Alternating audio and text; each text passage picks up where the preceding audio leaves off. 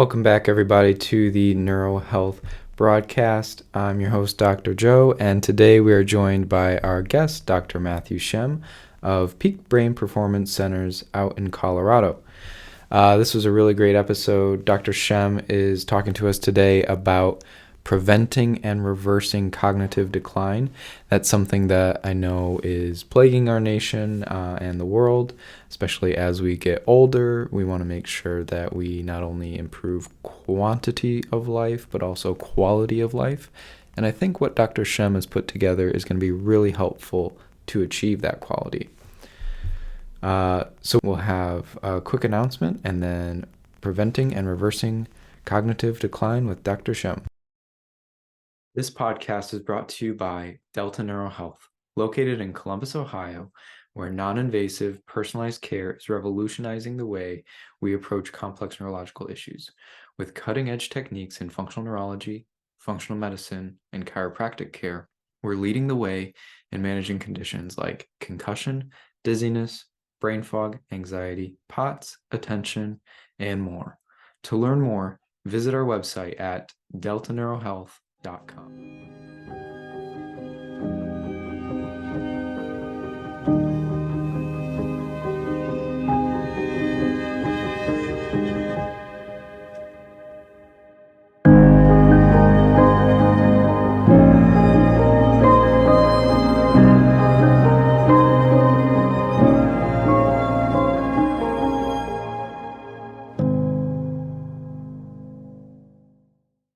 Hey everyone, welcome back to the show. Today we're joined by Dr. Matthew Shem of Peak Brain Performance Center out in Colorado. Thanks for joining us today, Dr. Shem. Of course, happy to be back on your show. Of course. I really enjoyed getting to interview you last time. It was a fantastic episode. We got a lot of positive feedback from it. So I was very excited to get you back on this one to talk about cognition. Yeah. So I thought that we would talk about the clinical hierarchy of managing cognitive decline, because I feel like, and tell me if you feel the same way, but I feel like within the realm of healthcare, there's a lot of people out there, or even like before I put out this course that I just recently put out, which we'll talk about, I'm sure. There's a lot of people that want to reach out to me because they know that I treat brain injuries and do things with the brain, that they're like, well, what kind of supplements can I take? And then you have people like Joe Rogan, who are the co-owners of On It, and they have Alpha Brain, and everybody's like, well, this is probably the supplement that I should take. So people want to like ask, what is the supplement that I can take? Or what is or when it comes to the healthcare provider, you'll see like this person is really good at getting rid of chemicals, or maybe they have this equipment like a TMS or whatever it may be, and they'll say like, this is the thing for cognitive decline or how to improve your brain. But I think that it's interesting in regards to healthcare, whereas like in any other aspect of life, like let's just take the basic example of building a house. Everybody understands that there's fundamental things that have to be built before you can ultimately get to be able to live into the house, right? And so for some reason within healthcare, there isn't that black and white path laid out to where like, well, we'll just start with whatever I'm good at, or we'll start with maybe I had cognitive decline and I got better because of X, Y, and Z. And so now I become an expert in X, Y, and Z and treat every single person with cognitive decline like that. But I don't know. That's how I feel. So we'll walk through the steps of, I think there's 6 steps. Okay, perfect. No, I'm excited. It sounds like you've created a really concise and digestible program for people, and this is something that's affecting millions of people in our society, in America, across the world. So what you have to offer, I think, is phenomenal, and I'm really excited to get into it. Before we get too deep into it, for those who may not have listened to the previous episode with you, can you tell us a little bit about your background and why you are an expert in this particular field? Sure. So my journey starts in junior high when I had a weightlifting accident and I went down and hurt my back. I had some weight on the bar. I went down squat and I just couldn't come back up. I rolled over the front, let the weight drop over my head, and I hurt my back. And I went to go see this chiro, and he got me feeling better pretty quick. And so it was in that time, I was in junior high, and I said, you know what? I think that that's what I'm going to do. Realistically, looking at it in the sense of, This guy charged me $50 every time I went in there. He only spent like 3 minutes with me at a time. And I was like, that seems pretty simple. And it looks like he's making a good living doing it. So that's what I'm going to do. And so I Mhm. went all through junior high and high school saying that that's what I was going to do. And after I graduated high school, my mom said, why don't you go back to that doctor and like shadow him for the day and make sure it's really what you want to do? And so I was like, okay. So I graduated high school. I went back and I shadowed him for the day. And the end of the day comes and I'm following him around the whole day. And at the time, he had just started to implement more of what you and I do on the functional neurology side of things. And so I was like, wow, this stuff's actually pretty neat. And you're seeing people and changing some lives versus actually, just, oh, I had some back pain and my back pain feels better. I thought it was more fulfilling on me as the person on the other end, right? And so long story short, he ended up offering me a job. I kind of ran his rehab department for a year while I finished up my undergrad, went to Cairo school, joined the neurology club, quickly became the president of that club, and then kind of just went all around the country to see different clinics and things like that and see like, how do I implement this into my own practice? And now here we are almost 3 years later in my own practice, trying to help as many people as I can. Mhm. And in practice, something I'm sure you've seen quite a bit of is cognitive decline. And yeah, so can you talk to us about how that might present or why people typically come to you in the first place for this problem? Yeah, so I think that it's become something that is a lot more common after COVID, and a lot of people are Mm. starting to experience that thing after or experiencing those type of symptoms after COVID. And I think probably where my enticement in that category came from was I started in just the functional neurology world, and I remember I was telling a patient this the other day, and the fact that you know how we have this big conference once a year called ISCN, right? Mhm. And I remember when I was in school, I went to a conference or we went to that conference. I remember sitting with a couple other doctors there and being like, I want to just do functional neurology and thinking like I remember telling other friends of mine, be like, I can't believe that we spend all of our free time learning about the brain and how to do these clinical applications. And I can't believe that somebody's going to pay us to do this when we get out of school. But that's kind of how it started in the fact that I just did functional neurology on concussion patients. And a lot of people after concussion have some sort of cognitive decline, whether that be just brain fog or, just not thinking clearly or not being able to get their words out. And I found that that was a very difficult thing for me, at least, to be able to get the same success that I would deem successful, I guess, as compared to things like dizziness, where you can get somebody to completely change their dizziness, and that's very rewarding. And so it was not as rewarding for me in the beginning stages of managing cognitive decline or these brain fog type issues, because it's just like, yeah, I think I feel a little bit better. And so then I kind of switched my whole mindset of what I said earlier, and I got more into the functional medicine side of things. And I think that my clinical results and my practice as a whole has seen a significant uptick, being able to combine both of these worlds together. And now looking back, I can't imagine saying that same thing that I said however many years ago that was, and not being able to mix these worlds together. Mhm.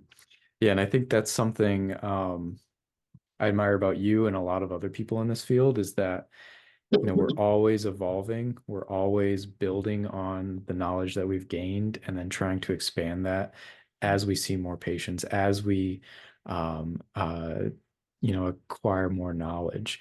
And that just provides a better patient outcome for more people. So I think that's great. I think that's so interesting too, because I remember when I was a kid, I remember looking at my dad and being like, I want a job like my dad, to where Mhm. you get home from work, you're off of work now, and now you don't have to think about it until tomorrow. And then Mhm. for whatever reason, I decided to choose a career in healthcare and specifically around the brain, where it's like we don't know probably nearly anything about the brain yet. And we're constantly having to learn new things. And then on top of that, adding the entrepreneurship bucket on top of that, it's just like there's just something to always be thinking about. And Yeah. so here we are. But Yep. Yeah, I think we signed that lifestyle away. yeah, yeah, for But sure. it's for the best. It's for the Yeah. best, definitely. So tell us a little bit about you said there are six kind of steps in the hierarchy of managing cognition. Is that right? Yeah. Yeah. So the first step that I want to talk about is optimizing fuel for your mitochondria. And that is something that I think most people probably heard before, your Mhm. mitochondria. Probably a lot of people post a grade school don't remember what that actually means. But the mitochondria is a cell within all of our cells that produces the energy for all of our cells in order to operate. The example I always use with my patients is imagine that your automobile needs fuel in order to operate, right? And so all of our cells need fuel in order to operate. And so specifically around cognitive decline, we're talking about the neurons within our brain. They need healthy mitochondria, and those mitochondria need to be able to produce energy. And so being able to optimize your fuel to those mitochondria is really important in the sense that our mitochondria need a couple things in order to create energy. Just like how a flower needs sunlight and water in order to bloom and look pretty, our mitochondria need glucose and they need oxygen in order to be able to create this energy, or the official name of ATP. And in that, there's a whole host of different things that you can get start going down and being able to try to figure out, like, where is this glucose piece?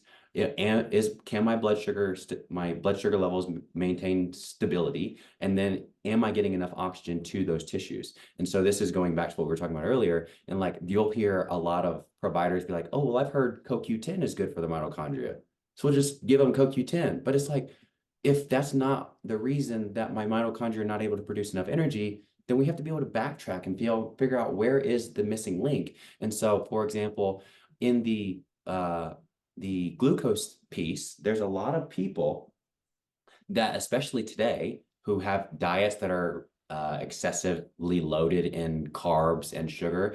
And so they have very high levels of sugar within their blood. And so now you can end up developing what's called insulin resistance. And insulin resistance is really interesting in the fact that the example I always use is, imagine that like you have a key card, you're staying at a hotel, right? And you have your key card and your checkout time is at 11 o'clock, but you come back to your room at noon.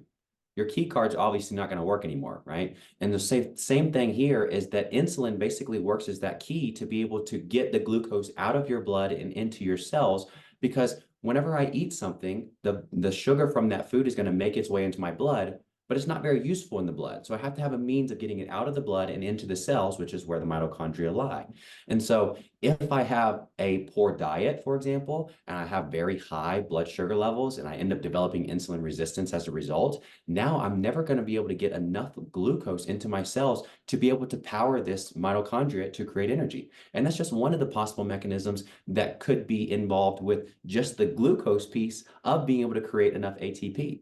And then on the oxygen side of things, I think the oxygen piece, of course, it could be related to your lungs if you have some sort of pulmonary issue and not being able to actually grab oxygen out of the air and perfuse it into your tissues. But I think, at least for me in my practice, I find that it often has to do with issues in regards to red blood cells. And so whether it be I have an anemia, and anemia is basically, how I explain it is, imagine you have a red blood cell or a pickup truck, okay? And in the bed of that pickup truck, I can hold 4 molecules of oxygen.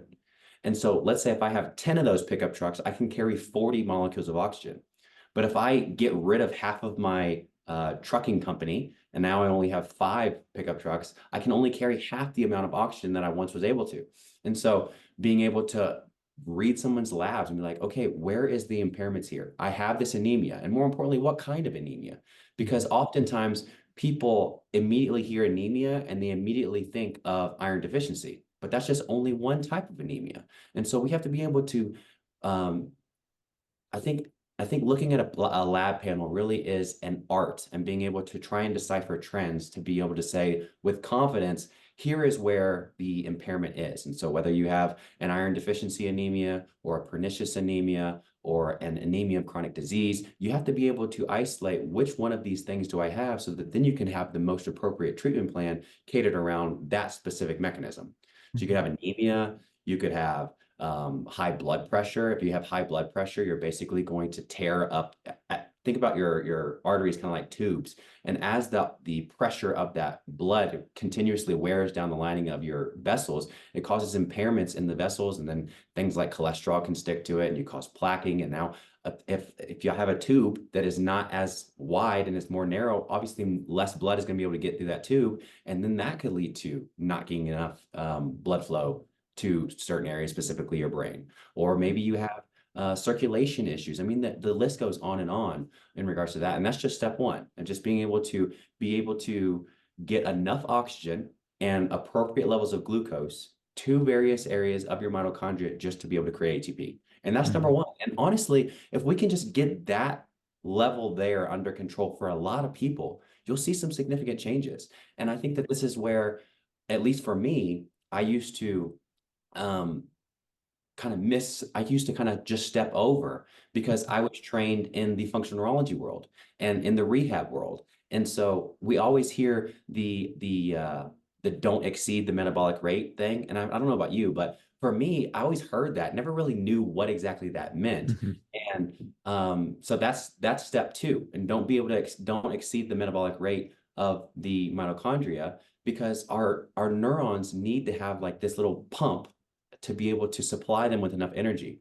And Mhm. so once I'm able to optimize the fuel to those mitochondria, I Mhm. then have to be able to make sure that those mitochondria, so for example, if I'm increasing my output of mitochondria or increasing the mitochondria's ability to create energy, are those mitochondria within my brain or are they just within all of my cells? Mhm. Because specifically pertaining to cognitive decline, I of course need more mitochondria throughout my body, but I need them specifically in my brain because I need energy for those neurons to be able to operate.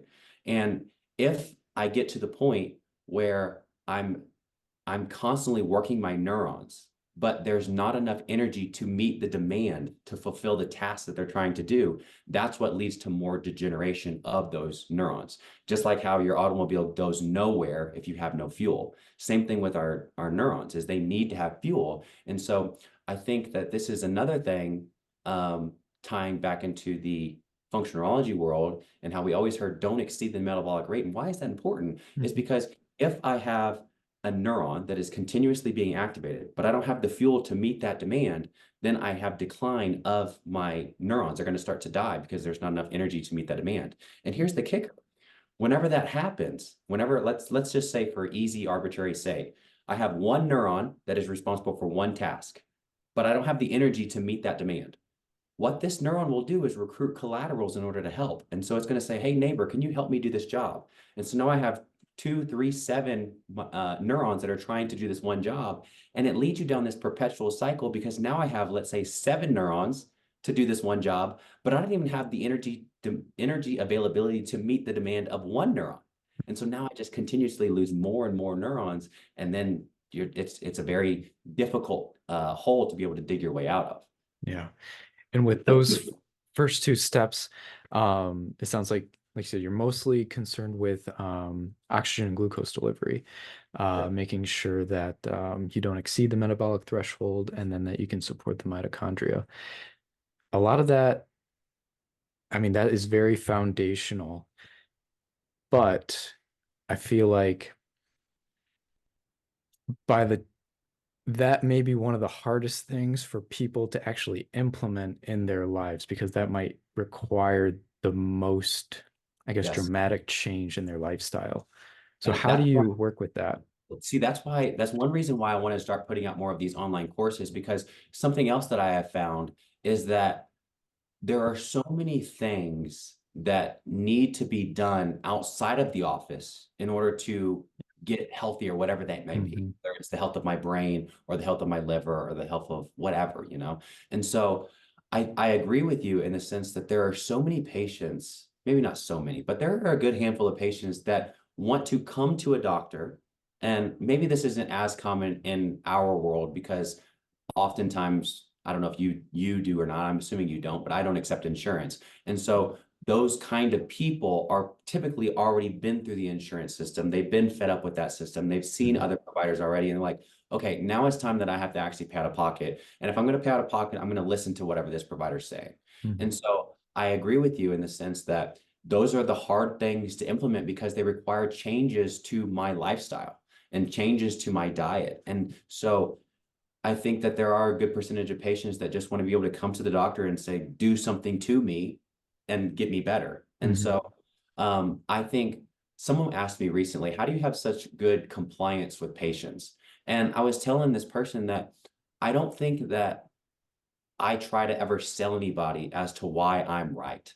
And so I just try and present the patient with as much information as I can, which is why I try to put out as much informative information as I can. And what if you've ever watched any of my material, and Mhm. especially within the course, you'll find that pretty much nothing that I say is ever my own opinion. It's always Mhm. referenced. And so you'll see that I never want somebody to say, I'm going to believe in this guy because he sounds articulate or whatever it may be. Is I want you to understand that this is not my opinion. This is stuff that has been researched and published by somebody way smarter than I am.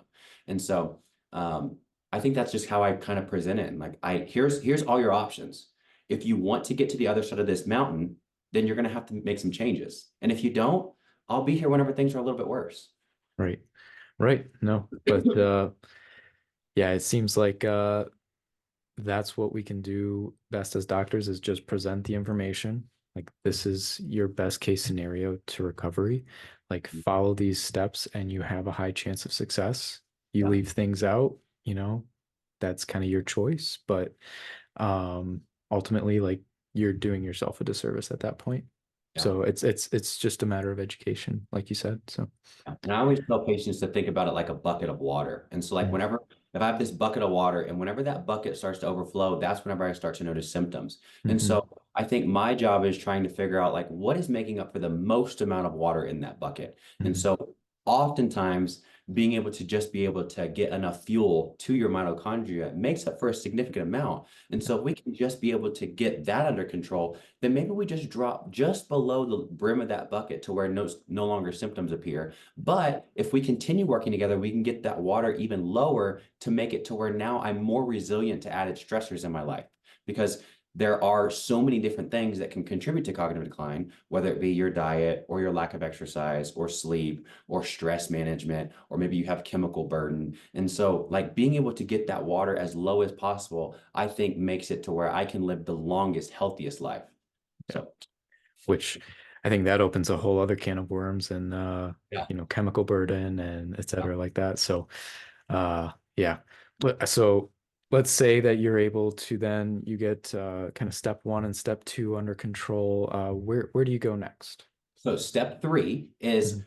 now that we have our mitochondria being able to create energy, and we're also starting to make it to where that those mitochondria are within the brain.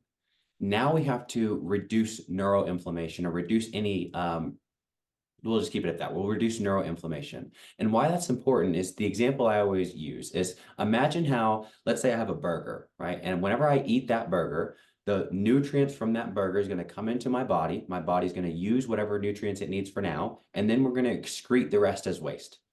The mitochondria works in a very similar fashion. It takes in some precursors, glucose and oxygen, in order to create energy. But off of that, it also produces a waste product. And so it gets a kind of a fancy name for its waste product. So just follow me. It's called reactive oxygen species or superoxide radical, whichever one you want to use. And so it produces this superoxide radical, produces this waste.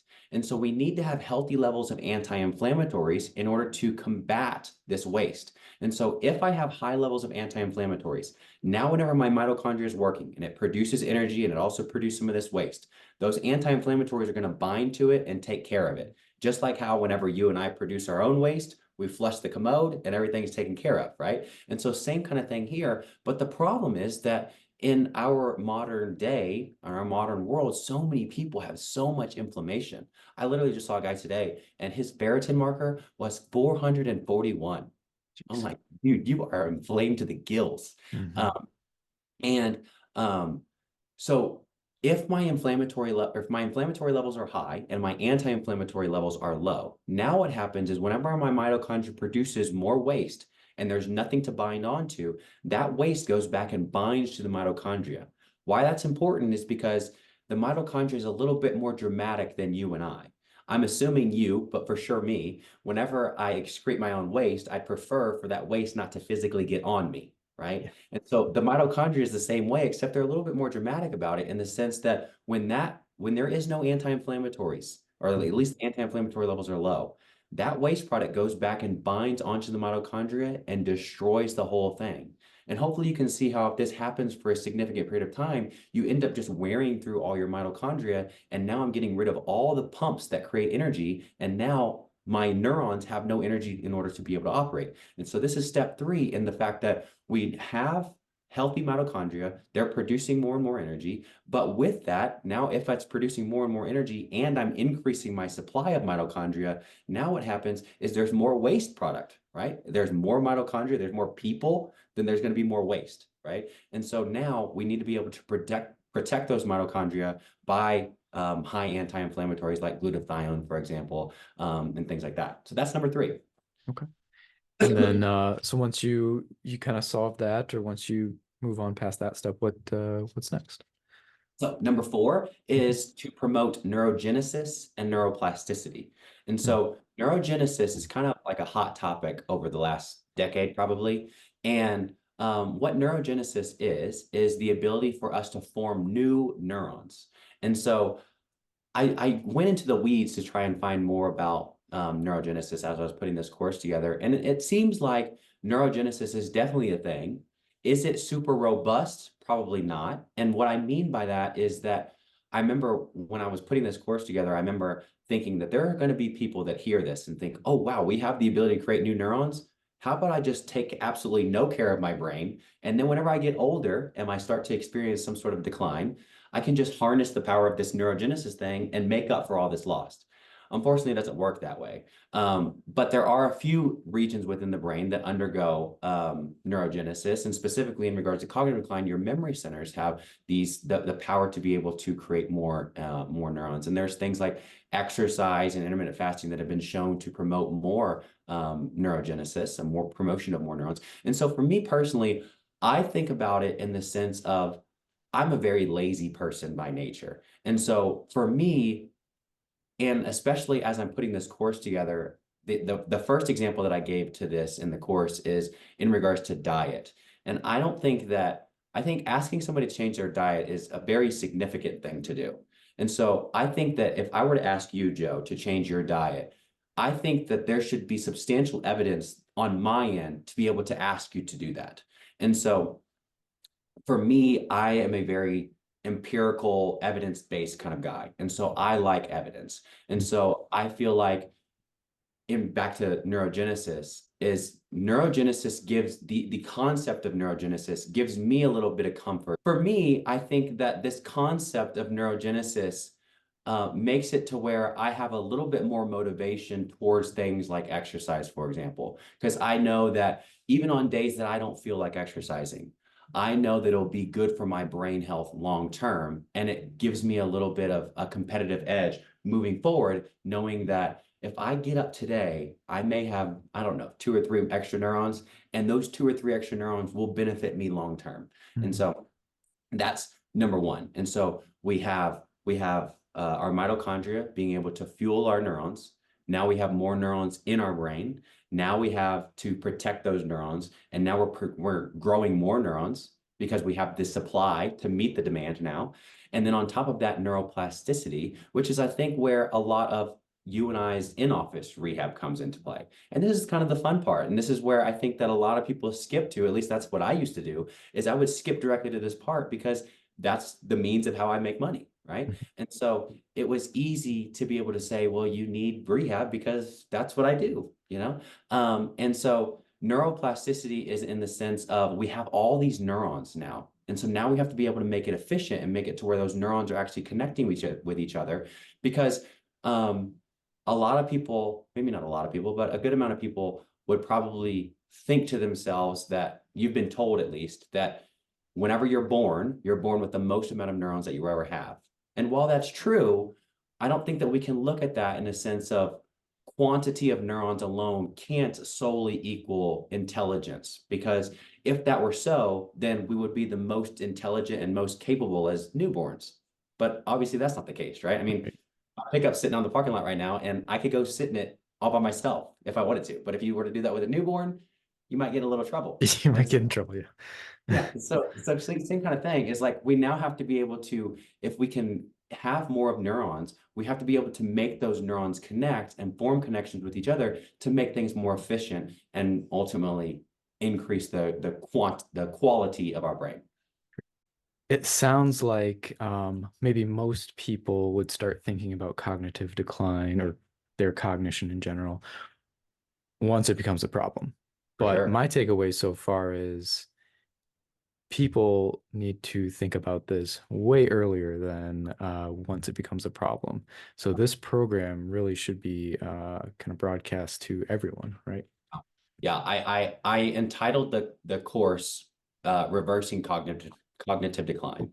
And so one thing that I think is important to emphasize is when people think of cognitive decline, they think of cognitive decline and dementia and Alzheimer's all under the same bucket, which is understandably but not entirely accurate. And so just walking through those three things first, cognitive decline is whenever you personally, well, actually take that back. There's subjective cognitive decline.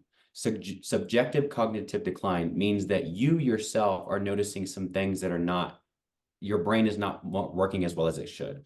For example, I saw a guy yesterday, and he was in a car accident. He started noticing some cognitive decline.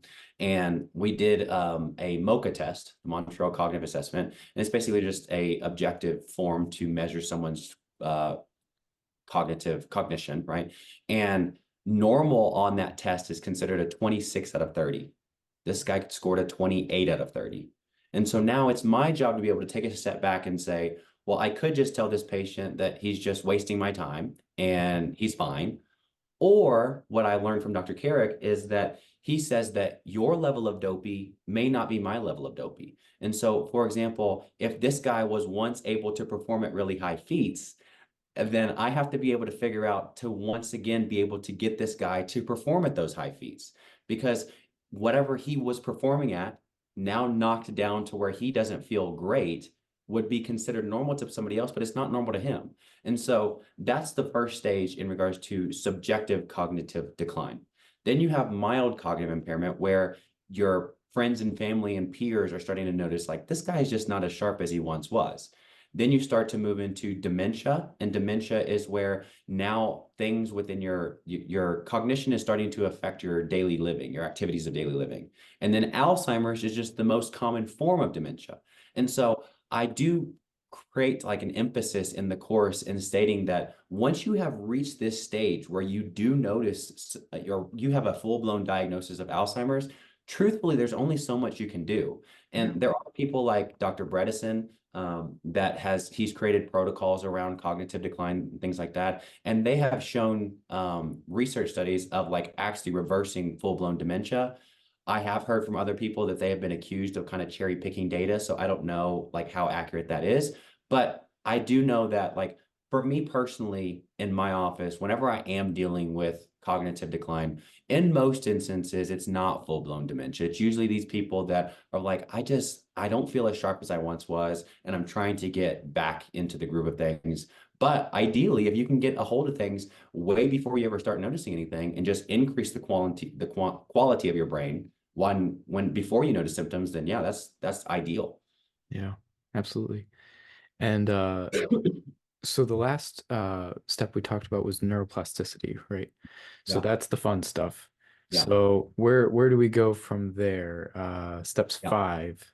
So no, step five is to promote autophagy. And Mm, so I was just talking to a patient today. He has Parkinson's, and he was talking about how over the last few weeks he's noticed his cognitive decline really ramp up. And I was asking about his sleep, and he's like, "Dude, I never sleep." And we also looked at his blood work and saw that his blood sugar was really high. And so that may be tying into some of that because he has a lot of trouble staying asleep. And so he may be experiencing what's called nocturnal hypoglycemia. And mm, so we can get into that if you want. But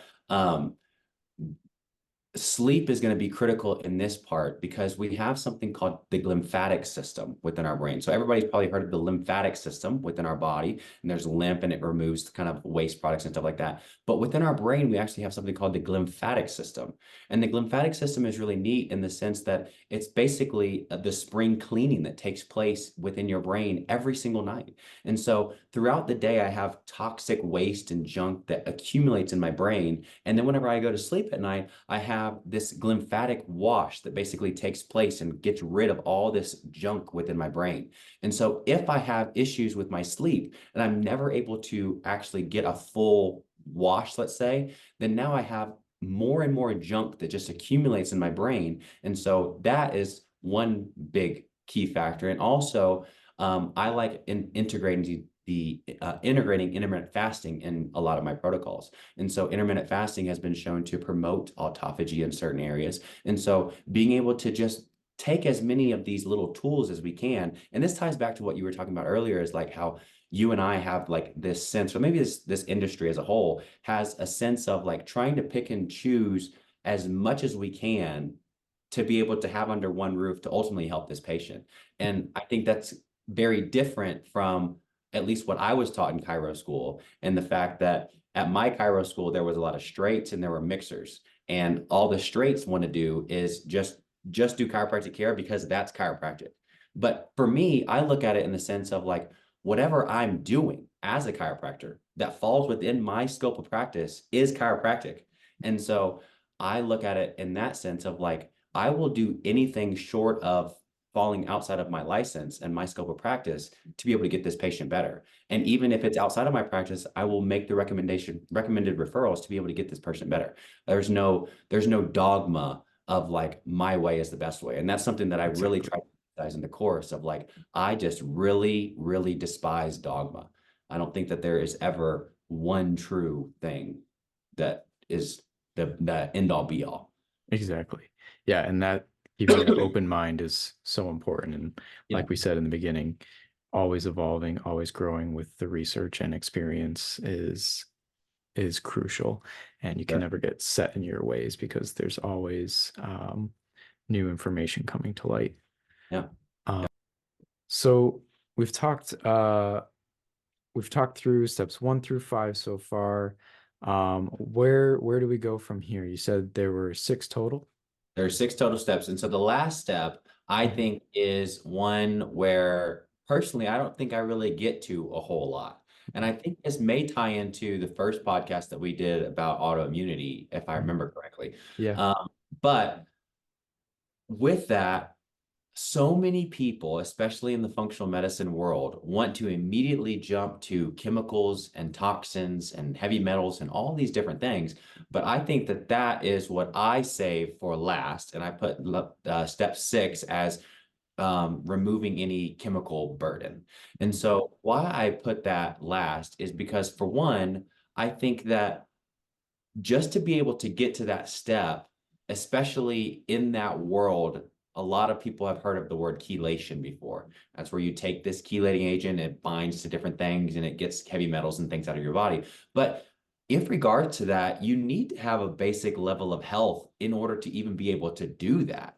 And something that I emphasize within this cognitive decline course is there's an article that I share about how these chelating agents are not necessarily the best at being able to get in every place. And so in this article, they specifically emphasize the nervous system and how oftentimes what can happen is that you can redistribute some of these chemicals to other areas. And so you can imagine if someone is already really fragile or they're dealing with some significant decline of some sort, and then you put them on a chelating agent, you bind whatever that chelate that metal is or whatever it is that you're trying to chelate out, and then it gets redistributed to areas like your brain. And in this article that I share, is it talks about how these chelating agents are not very good at getting into areas like your brain. And so you may end up leading yourself down a way worse avenue and having even more destruction or more decline of your brain. And so for me, it's one of those things where I'm very, very hesitant about doing, especially just in regards to the population that I see, is typically these kind of people are kind of fragile. And so it's kind of one of those things that I'm very hesitant about doing. And so the things that I will be more inclined to do, if we do end up getting to this step and you're like, maybe you've made 80% improvement, you're like, I just really want to get that last 20 or last 10 or whatever it may be, is I will then look for more environmental chemicals, like let's say mold, for example, or maybe you react to your laundry detergent, or exposure to BPA, plastics, car exhaust fumes, all these little different environmental toxins, which we can screen for. And then the number one thing, once we do know that you're being exposed to these different types of environmental toxins, is remove yourself from it. And so this is something that can be very difficult, especially depending on what type of chemical it may be. Like let's say it's mold, for example. Mold is something that you can't really play around with because oftentimes it's one of those things where you literally have to maybe move and get rid of everything you own because the mold spores can actually get within your clothes. And so you could move to a new place and the mold spores are still in your clothes. And so you're constantly being exposed to that thing. Once we can figure that out and remove them from that environment, or just remove your exposure to that environment. So like, let's say if it's pollution or something, you can put a HEPA air filter throughout your home or your office or different things like that. Or if you sit in traffic often, I'm not going to want to sit in traffic often and have all my windows rolled down and let that carbon monoxide just feed into my car, you know? Mhm. So once we have we can isolate where you're getting exposed. We want to remove as much of that exposure as we can, and then be able to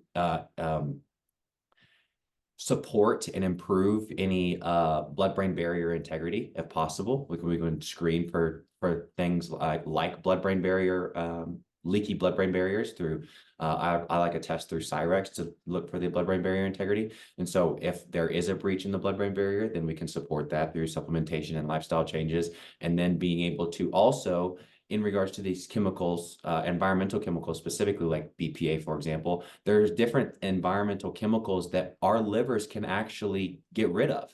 And so being able to support what they call phase 1 and phase 2 biotransformation, and basically like liver detox pathways, being able to support that and basically just be able to make it to where some of these chemicals can get their way out of our body naturally versus being able to go through a chelating agent and trying to get the chemicals that cannot be biotransformed out through our liver. But again, like we save that step for last. And like we're trying to make as much progress as we can. And then honestly, sometimes, especially tying back to our first podcast with autoimmunity, is there's sometimes where I'll get to that step and maybe we're not at 100% yet, but I'll have an honest conversation with the patient and tell them like, there is a potential that you may feel worse from this. And so maybe it's a conversation that the provider and the patient need to be able to sit down and have an upfront and open conversation of saying like, you're at 80% now. I know you want to get to 100, but that last step to get you there, there's some risk factors involved. And so is this 80% kind of good enough? And Mhm. that's only a answer that the patient can give. So Right, that's because not it not all. everybody, right, and not everybody may want to take that risk and may accept 80%, then I think. Especially too in the chronic illness world, it's like if Mhm. I'm struggling for a decade or two, and now I'm finally starting to feel some improvement, I may not want to risk that. And so I'm not gonna get greedy with my chips here and just kind of cash them all in. And I may just say, this is good enough. Yeah, yeah. Um, and I know you mentioned mold as being part of that chemical burden, and that's something that I can definitely attest to as being very disruptive in life from personal experience. Really? So we're looking forward to having a mold specific episode at some point in the near future. But I yeah, I want mean, to really tune into that because that's something that I even don't really bother with. Like I specifically, I'll test for mold on certain patients if I feel like there's an inkling that we need to look Mhm, for. But even then, it's one of those things that I'm just like, I'm not an expert enough in that realm that I'm willing mhm, to play that game. And mhm. so mold. But I don't know. I'll refer to different people in town and be like, I think that you should go work with like there's a nurse practitioner that I really like working with mold and with Lyme specifically, like those more Mhm. difficult cases. I refer out for that kind of stuff. Yeah, my wife was very much affected by it, and we referred her to somebody who specialized in mold as well. And they kind of took the steps that you mentioned. They wanted to make sure that metabolically she could handle the chelation and the binders first before they even went to that step.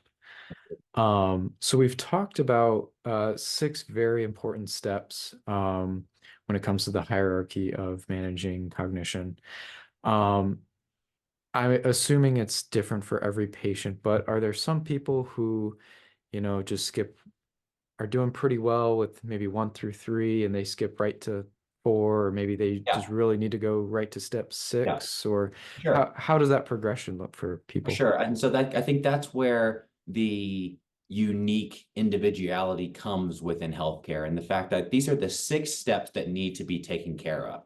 But like, let's say, for example, if I don't have any issues with number two, then I can skip right over that and move into the next one. And Mhm. so it really comes down to a dynamic back and forth between the doctor and the patient to be able to say, like, here's what you're struggling with. And then on top of that, maybe we skip some things because tying back to what we talked about before with the analogy of a bucket of water is like if I can truly decipher that like whatever it is, step four is significantly making like 30% of the water in that bucket, then we may just skip to that. And on Mhm. top of that, now just thinking out loud, is we may be able to just skip to that in the beginning, especially if someone's like pretty hesitant and they've been to all these different providers. I think on the functional medicine side of things, it can become kind of difficult to keep a patient on board for the long term if they're not making any progress relatively quickly. And so I try my best to be able to make it to where a patient can see changes and robust changes at that in a very significant period of time because then it gives them the little bit of buy-in to say, okay, maybe this guy's not just blowing smoke, you know? And so I think that does come into play. And so what we could do is let's say like step three is the most significant, making up for the most amount of water in the bucket. We may skip there and Mhm. just make a little bit of improvement just so that they have a little bit of comfort and reassurance to then go back to number one and work our way up. And so, it's just a dynamic process. Right, right. And I think like you've been reiterating this whole episode is that, you have to, or yeah, you have to explain to the patient, you know, this is what's going on. This is what I think is going to be best for you. These are the risks, these are the rewards. So as best as we can stick to that process, the better. And this is the rationale behind why I'm suggesting these things. Yeah. And a question for you, why do you think that it is within healthcare that we don't understand that like there is that systematic approach and we want to go to like this person, I won't name any names, but I think people probably know, but like there's a guy in town that claims to be a headache and migraine expert. The only thing he does is work on people's neck. Mm. And so why is it that we can kind of silo these things in Yeah. healthcare versus every other aspect? We know that there are steps. Like we know that there are steps that have to go through to build a car or build a house or build a road. And like, why do you think that is? I think it's human nature to probably try to simplify things or to make things easy and reproducible. And what you've done definitely accomplishes the reproducibility thing, but it just expands into different disciplines, right? Where Mhm. somebody, just may have received or may have gotten really good success with one discipline, and they think that's the discipline that's going to help everybody. Yeah. But, it may just be scratching one of those six um, Yeah. uh, losing my train of thought here, but one of those six categories that you mentioned, right? Or one of those six steps. So it may not really get at everything else, but you may end up helping 20-30% of the migraines that come in, and those 30% of migraines that come in are gonna, praise your or sing your praises. Right. So I don't I know. think it That's a ties good into question. something that Dr. Carrick once said that Hmm. I'll never forget. He said that just because you get a patient better doesn't mean that you've done the right thing. It just means Hmm. you didn't do so much of the wrong thing. Exactly. Yeah. I love that quote. And that's not to say that like any other healthcare provider that is siloed in doing one thing. It's not to say that you aren't helping people. Hmm. But where I get frustrated is whenever people go through these long plans and they've spent a fortune with this person and they never notice any improvement. And now they come and see me and was like, well, I can't afford to see you because I already spent so much money over here. And that's what really grinds my gears is Hmm. whenever that does happen. And like, I don't know how your practice operates, but in mine, I tell people, especially in the neuro world, with neurologic type symptoms, is I think that neurologic type symptoms should respond to change pretty quickly. Hmm. And so I typically tell people that within a couple of visits, we should know whether we're barking up the right tree here.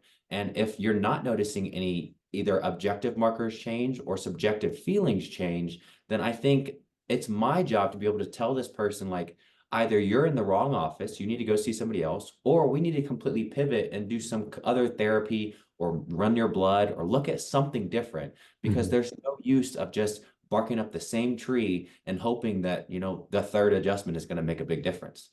Yeah. And I'm going to do a callback to a previous podcast episode with Dr. Ben Lagarde.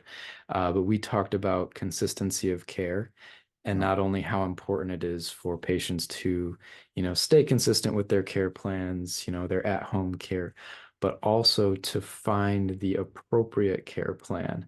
And that if they have stayed consistent with that care plan and they're still not seeing results, that's you need to be honest with yourself. Your practitioner needs to be honest with you. If you're not getting the improvement that you intended to and that, maybe was promised to you, you need to have a frank conversation with, okay, what do we need to do differently? Right? Like insanity is the doing the same thing over and over again and expecting different results, right? So um yeah, I guess that's my 2 cents there. I agree with you 100%. And I think where I get upset is when in any sector of healthcare, condition specific or illness specific, is when people want to claim themselves as experts and then just do a single intervention towards whatever that illness is. It's like you may be an expert in that intervention, but you're not an expert in that condition. And Hmm. so that's what I've tried to do with this course is trying to gather as many different avenues to get you from point A to point Z through as many different avenues as possible. And I think that I've done a good job in that, hopefully.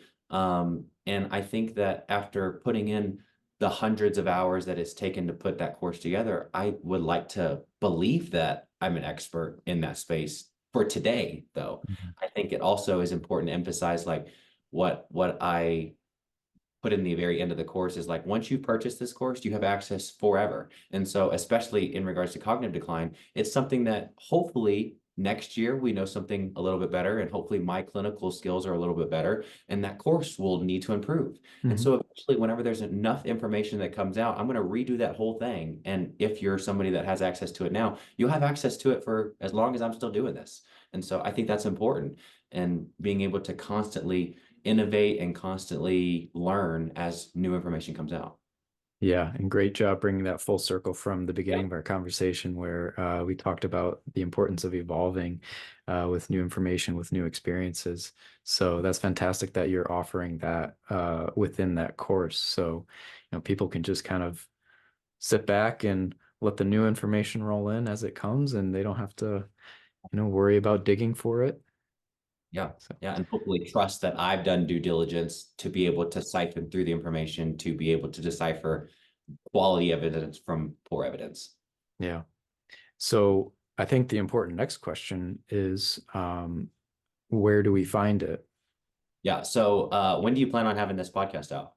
So this will probably be released in about a month. So Okay. early March, Okay. probably, So or I late just February. released this course last maybe two Fridays ago. And my plan was to make it free basically for the last 2 months of January, and then it would be paid. But what I would like to do for you, Joe, is any listener of this podcast, if you are interested in this podcast, just reach out to me or my office, or you can go onto my website, and I think it's the resources tab where there's a link to the course, and you'll have access to it. Well, I guess you won't be able to have access to it for free there. But if you just email me or email my office, we'll get you access to it for free. Great. Is there a code that people could use, or just emailing you Well, would be the best? yeah, it would be best because the platform that I use for my website, there is a little discounts tab, but it's like blacked out and like they're still working on it. So I'm like, okay, Yeah. so I can't give you a discount code, but just Okay. email me. I can give you access to it. Okay. Sounds great. Sounds great. And where can people find out more about you and your practice? You can find me at Peak Brain Performance Centers across all platforms except TikTok, I think. I think that's my name. Can you believe that Mhm. somebody already stole my practice name on TikTok? So, What? um, Yeah. yeah, so I think it's my name on TikTok, but you can find either my name or my practice name across all socials. to keep up with what we're doing. Awesome. Yeah, you put out great content. I love watching your stuff. Your Instagram reels or videos are awesome, very informative. So, yeah, if you enjoyed what Dr. Shem had to say today, and definitely check out his course and definitely check out his socials. And if you follow us too, so this was the first course that I put out on cognitive decline. And the plan is to do all of the conditions that I see. And so if you're seeing this years in the future, maybe there's more. But the next one that I'm going to do is chronic pain. And then after that, I'll do autoimmunity. So maybe we'll hop back on this podcast and do a completely new one on a completely different topic. Yeah, So I'd love to. Yeah.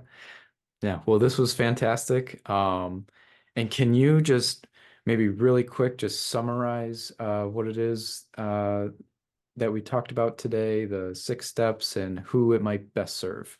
sure. So we talked about cognitive decline, and we talked about what I'll call the clinical hierarchy of managing cognitive decline. And we talked about how the mitochondria is really important. The mitochondria being this little cell within all of our cells that produces energy for that cell. And so in regards to cognitive decline, we're talking specifically about the brain, and the functional cells within our brain are the neurons. And so think about how just like your automobile needs fuel, your neurons need fuel. And so we need to have healthy mitochondria in order to create that fuel. We talked about how things like glucose and oxygen are really important to be able to fund the mitochondria in order to create energy. That was step number one. Then we moved into being able to make sure that, of course, now we're making our mitochondria healthier, but are our mitochondria actually within our brain? And that requires activation of the brain, because as I activate more of my brain, more mitochondria will come to that area. And so we need to be able to activate our brain.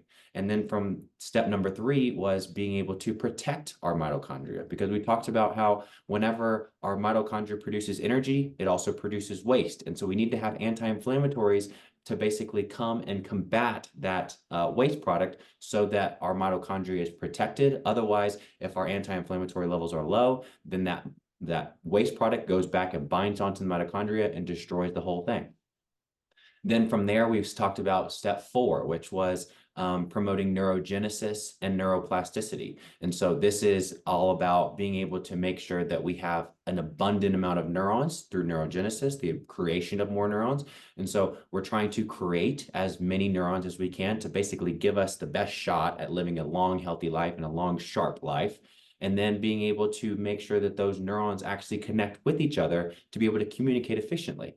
And then from there, we went into step 5, which was all about promoting autophagy. Autophagy basically being like the cleaning up and pruning of the neurons within our brain. And so just like how a shrub can get pruned and make it all look all pretty, the same thing applies to the brain, except in the brain, it's not so much for vanity, and it's more so for efficiency and quality of those connections. And so we want to be able to make sure that those connections are all finely tuned, and so that whenever neuron A talks to neuron B, it's just a really efficient means of communication. Just like example I think about on that line is like, think about the progression of communication over the last 100 years of like writing down a letter, and then we got to the fax and the telegraph, and then now we can do stuff like this where I can literally see you on a completely different side of the country. And so that's the same kind of thing I think about. And then the last thing we talked about was removing any chemical burden.